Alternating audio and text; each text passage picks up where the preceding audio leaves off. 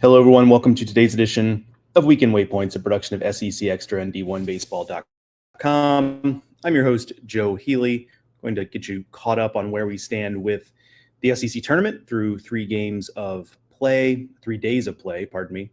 And we're going to as we do that, we're going to take a look at where things stand with the postseason picture relative to the SEC. Before we get into any of that, though, I have to remind you that this episode of Weekend Waypoints and every episode of Weekend Waypoints this season is brought to you by Academy Sports and Outdoors, which is your new home for Jordan Brand. Gear up today and take flight. Make your play in the latest head-to-toe Jordan gear for the entire family, available in-store and at academy.com. Unleash your greatness with Jordan Brand, now at Academy. All right, well, a lot to catch up on. Busy week, obviously. The weather has held out. I'm knocking on wood again. Got a chance for some rain tomorrow, but honestly, once you're down to this part of the tournament, it's easier to fit things in because you're not trying to shove 4 games into one day. So that is nice.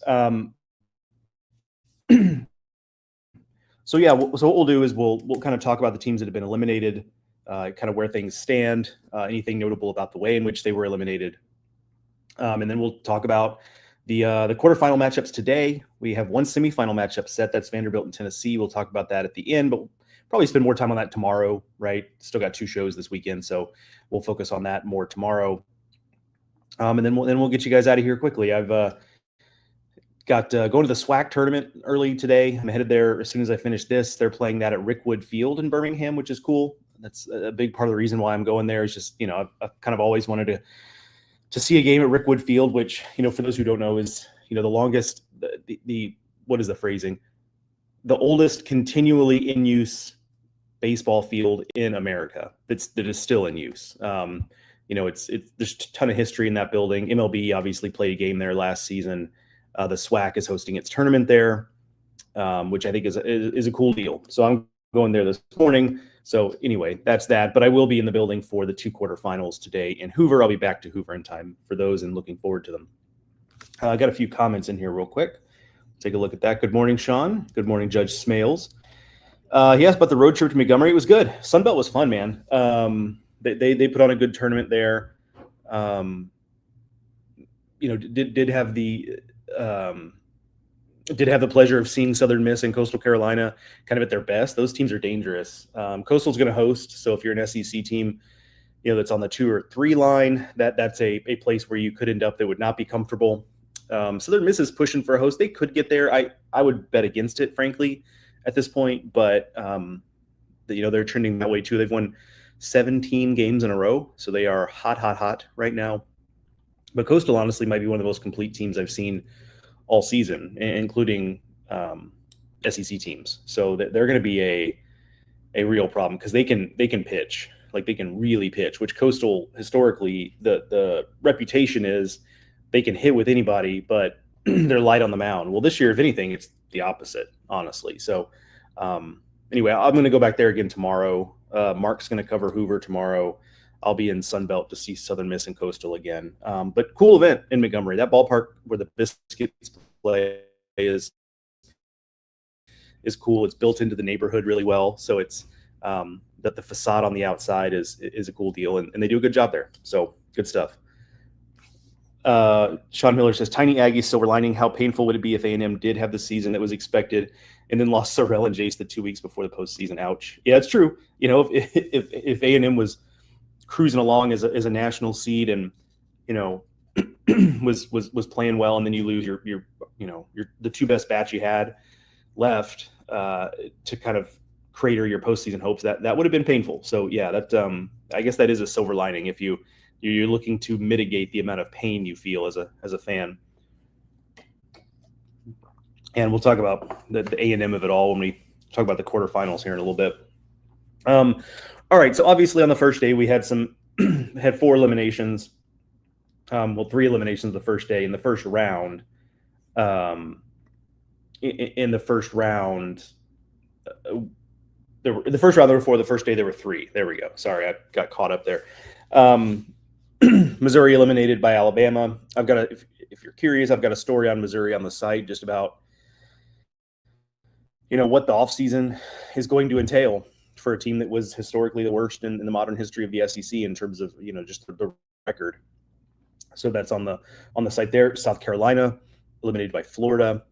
There was a little bit of news there. It appears with South Carolina, everyone is staying, but not just Paul Mainieri, but making no changes to his coaching staff. After a season like this, that is a choice. Again, another important offseason at South Carolina. But the difference there with Missouri and South Carolina, and I don't have to tell you all this, is the expectations are different. Like Mizzou knows what it is and what it isn't, and they're just trying to be the best Mizzou they can be, right?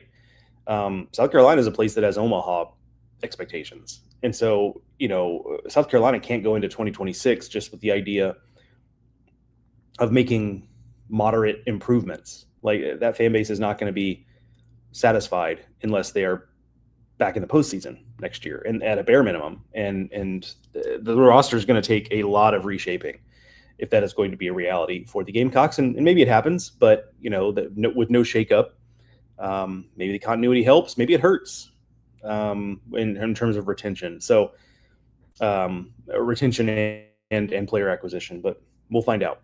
But everyone's staying on board at South Carolina. Kentucky eliminated.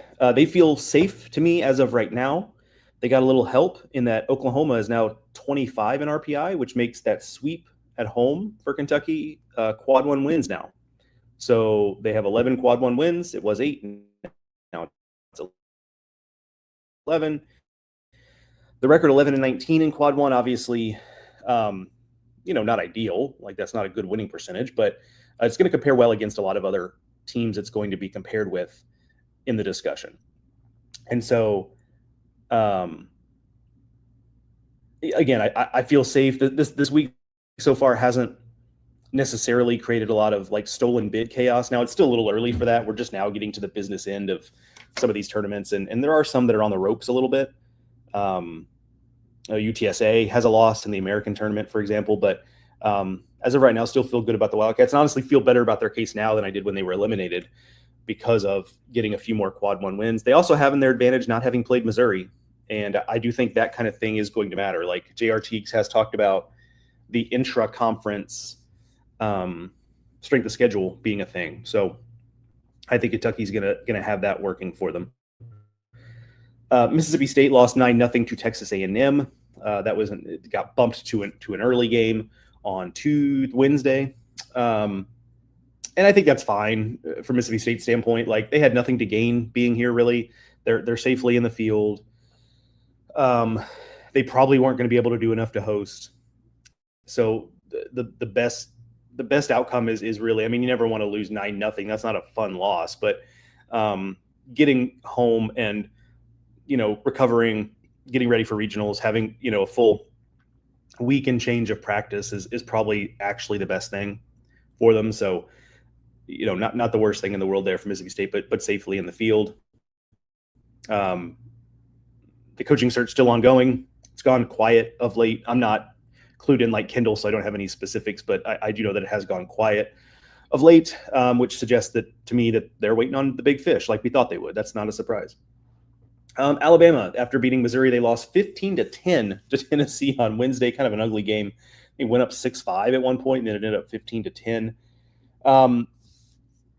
I think I would, I think they're probably out of the host discussion. At least that's kind of my feel for it.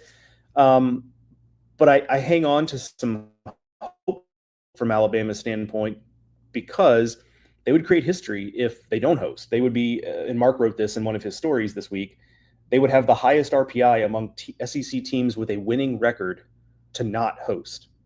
Vanderbilt 2022 had an RPI of 7, but they were under 500 in conference. But this would be the best RPI. The previous best RPI among teams with a winning SEC record not to host was A&M, I forget what year it was recently, with an RPI 15. So this would be right now Alabama's sitting at 11. So that would be historic. Georgia got beat by Oklahoma. They got beat by Kyson Witherspoon, I think, more specifically. Georgia historically also doesn't play very well in Hoover. Don't know why. I mean, some of it is just, yeah, it's a big ballpark that plays big, and Foley Field doesn't, but they also just, even outside of that, they just don't play well here in Hoover, at least as long as I've been doing this. They're fine for a top 8. I don't think there's too much more to it there. Again, Georgia's another team where it's like not the worst thing in the world for them that they head home. Florida beat South Carolina, so they get that win. Then lost to Hunter Elliott and Ole Miss. Great performance by Hunter Elliott. They are going to be a very dangerous 2 seed just because they are Florida. They have talent, but that Luke Heyman injury is a big one. Not just offensively, but now you've got Brody Donay behind the plate, who's not as good a catcher as Luke Heyman, and it's not as if Luke Heyman was a Gold Glove defender as it is. So that's tough. And we've been saying it all year, so maybe the injuries won't matter, but you do have to wonder if it's just too much now when you've lost, the guy who was your hottest bat throughout SEC play. You just wonder if that's, just too much for them to overcome. Auburn lost to Texas A&M yesterday, 3-2. Tough loss there. It's basically one 3-batter stretch for Auburn that lost that game. It ended up a 3-run home run by Caden Kent, but it was, I think, a single hit by pitch homer, like in a 3-batter span, and that was really all it was. Other than that, Auburn pitched great, but so did A&M, holding Auburn to 2 runs. I saw my colleague Kendall Rogers tweet yesterday that he thinks Auburn is in good shape for a top 8. I think it seems like that, but I'm still not 100% sure on that. We're just gonna have to see what the committee thinks on that, because the RPI is 4 now. It was a little higher than that before, but RPI is 4. But their aggregate SEC record of 17-14 is going to be behind some others, and so is that enough to be a top 8? I'm not 100% on that, but we'll see.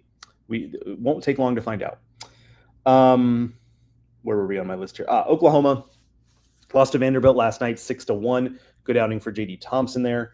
They're in the. I mean, this was honestly kind of like a pretty ideal stop for Oklahoma here in Hoover. They won a game. They beat Georgia with Kyson on the mound. They got a couple, so they got at least a couple games in, so they were able to get guys work. They were able to keep their starters on, sharp, but they didn't end up, getting stuck here all the way through the weekend. They're a 2 seed. They're a 2 seed that probably wasn't going to be able to end up hosting in the end. So to get a couple games in, feel pretty good about how you played, and then get out. Again, not the worst thing in the world for Oklahoma. So that was that. And the last team eliminated, Texas, 7-5 loss to Tennessee in 12 innings yesterday. The best game, the most exciting game for me of this tournament. Didn't start off that way. Texas started Ethan Walker, who hasn't pitched very much this year. Tennessee went with Liam Doyle, but Liam Doyle got hit around a decent bit by the Longhorns, and when he got taken out there, he was doing more fidgeting with his hand. So you wonder if the blister was particularly an issue again yesterday. So it didn't look like it was going to be, like the most compelling game in the world. But then, ended up in a 4-4 tie at the business end of this thing, and both teams brought in their big bullpen guys, and it really got compelling at the end there. But a good win for Tennessee, who's now in good shape to host for sure. We've not put out, I saw a comment in there, I'll circle back to in a second, but we have not put out, at least as of right this minute, another projection. They will at some point. I'm not a part of that. So if they're recording it right this second, I don't know. But there will be another projection before, at least in the next couple of days. I assume Tennessee will be a host in that projection.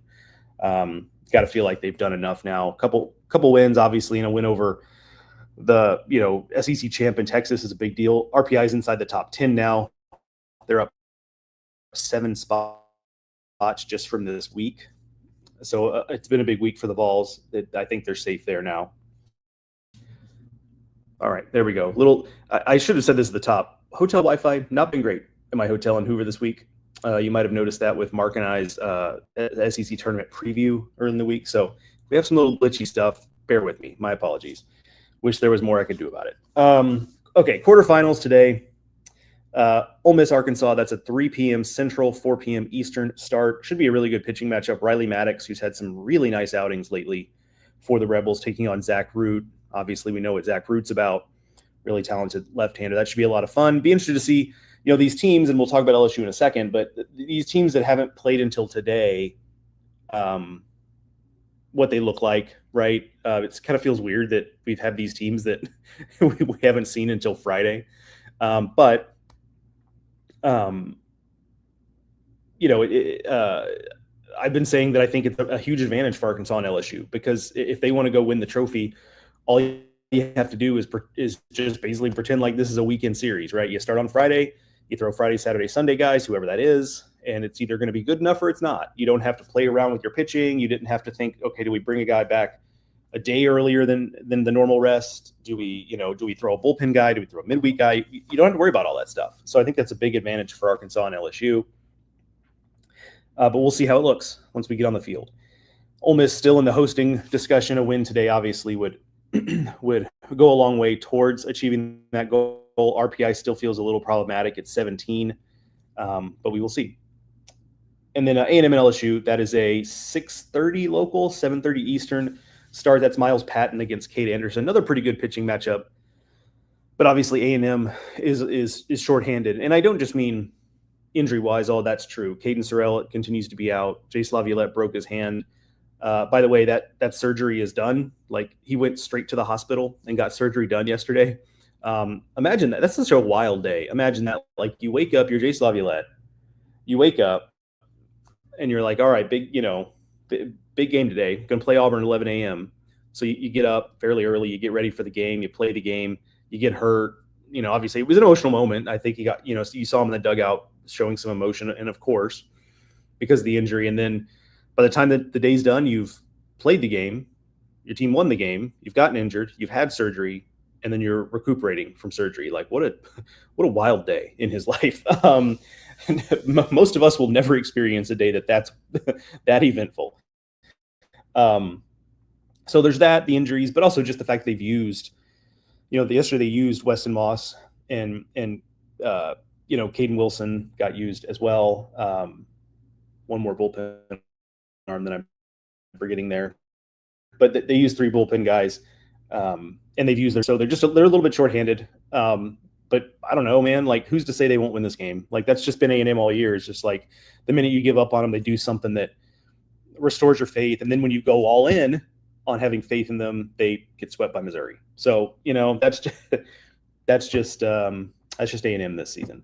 Mentioned the semifinal tomorrow. That's Vanderbilt and Tennessee. I mentioned Tennessee being in good shape to host. We'll talk about that matchup specifically. Vanderbilt in good shape for a top 8. We'll talk more about the matchup tomorrow, because we just don't have any details, pitchers, all that kind of stuff just yet. So we'll tomorrow morning, that will be a topic. All right, here we go. Going through the comments here. Yeah, it was John Palmer's comment I was talking about, asking about Tennessee as a host. No new projection out, at least that I've seen this morning, but yeah, I would imagine they will be in. 1 second. Let me grab a little bit of water here. All right. Blake Pierce says, host bubble is getting so tight. Really no wrong answers there. As an Ole Miss fan, I feel like the hay's in the barn, just down to decisions. I think that's a good point, Blake. I really do. I mean, obviously, Ole Miss still has some games to play and some feathers it could add to its cap. But I think you make a good point that the resumes kind of are what they are. Although, we've seen Tennessee jump 7 spots in RPI, so who's to say Ole Miss can't do something similar? But I think there's something to what you're saying, which is just that the evaluations, I think, there have already been certain evaluations made, and teams have to work hard to kind of like disprove what's kind of already been made about them. I'm not saying they've already decided. I'm just saying that these teams are stacked up in a certain pecking order. The committee is doing this. I think literally today they get together to start, like, they'll be there for 3 days in Indianapolis, just kind of doing all this deliberation. And so, they've already as a group kind of created a pecking order, and it's, incumbent on those teams to kind of force the hand of the committee to move them in that pecking order. But yes, a lot of the evaluation has kind of already been done. So I think it's a good point, and it does feel like I mentioned earlier, it does feel like Ole Miss just feels just on the outside right now. But a win against Arkansas would go a long way, I think.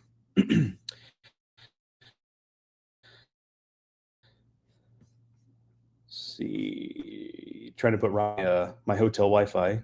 It's not totally cooperating here, so I'll just read it. Oh, there we go. How do you like the double bye format so far? Certainly in Omaha that leads to meaningless games.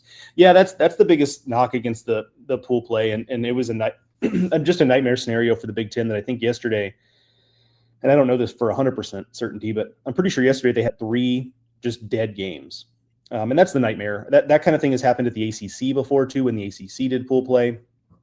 I understand that the benefit to pool play, especially when you have a big conference that has a bunch of teams you have to get games in for. I understand it. So you don't have as many games in a day. You're not as susceptible to weather stuff getting in your way, all of that. But I think what you gain is outweighed by what you lose, and that's intrigue in your tournament. And it's hard to follow pool play too. Let's be honest.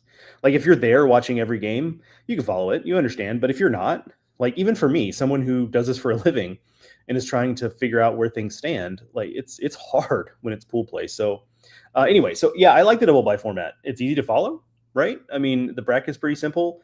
You lose and you're gone. Like you don't have to worry about if necessary games. By the way, which is like in the traditional double elimination format, that the one that is the very traditional one, easy one to follow. Like you get those if necessary games, and for fans, I mean, heck, for media, like for people who are working at the stadium, that's hard to plan around. Okay, we've got 2 games today. One's at 9, one's at 12, and then we might have one at 4, and then we might have one at 8, and we don't know. Like that's obviously not ideal. So I do like this. I think this format is probably here to stay. It's felt effective. It's been efficient. I also think it rewards the teams for good regular seasons and sets them up for success. So I like it. Jeremy Scott says Roll Tide should be a host. And I'm not giving up on Alabama from that standpoint. We may the committee might decide, look, the SEC was what they did in the regular season was enough to justify being a host, and the fact that there are other teams that are still playing and gaining on them, like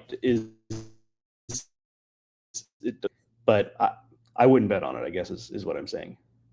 Jonathan Singletary says, as I was watching the Tennessee-Texas game, I thought to myself, this is a great game. I just wish there was a way they could both lose. Go Tigers. Thank you, Jonathan. Yeah. By the way, a lot of LSU fans in my hotel. Saw a bunch of them breakfast this morning, so I know they're excited to actually get their team on the field. Scrolling.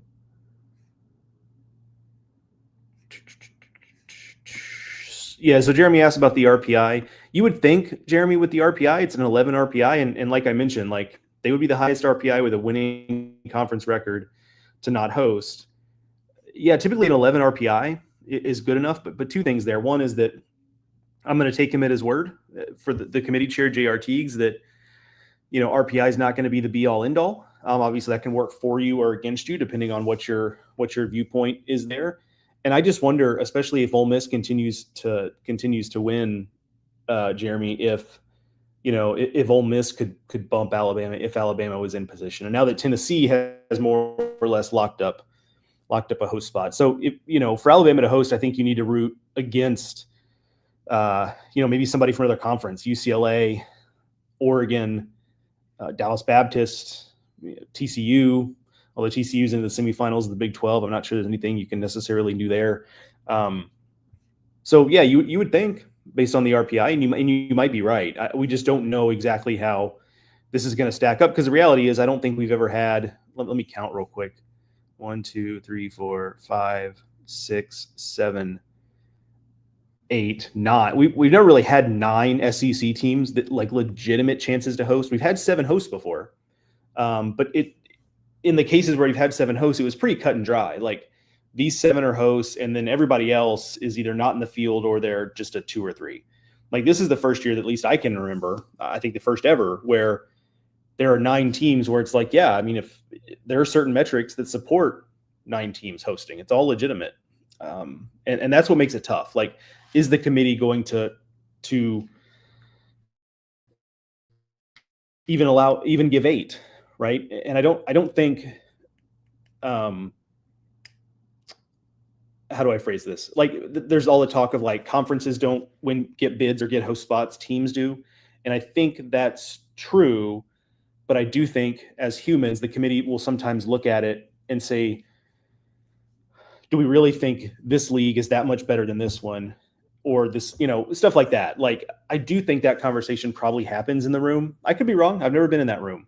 But I do think that probably happens on some level. And so does that complicate the path for Ole Miss and or Alabama? I guess we'll find out. Selfishly, I wouldn't mind Alabama hosting, frankly, because I'm staying down here in Alabama actually, past the selection show, and I'm just going to be at Auburn's regional next weekend. But if Alabama hosts too, I could go to both.